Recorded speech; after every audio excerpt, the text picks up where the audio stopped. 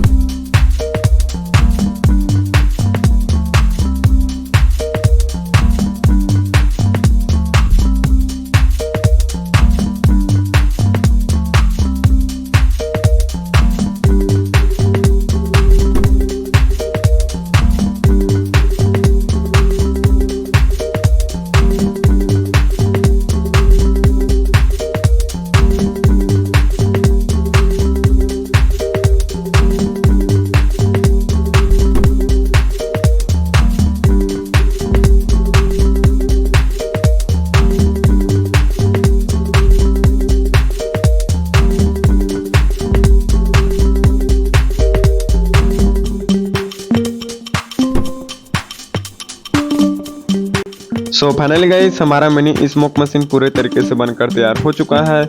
अब गाइस इसमें पानी को डाल लेना होगा, क्योंकि गाइस मैं इसमें ह्यूमिडिफायर का यूज किया हूँ, जो कि पानी को वाष्प में बदल कर फॉग की तरह ये निकालता है। अब गाइस इस स्मोक मशीन को 5 वोल्ट से चलाना होगा। इस फॉग मशीन को चलाने के लिए आप सब नॉर्मल चार्जर 5 वोल्ट का यूज कर सकते हो।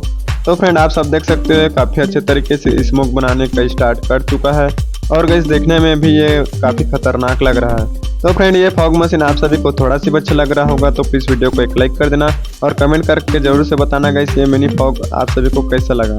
तो मिलते हैं गाइस ऐसे को इंटरेस्टिंग और धमाकेदार वीडियो के साथ, तब तक के लिए बाय।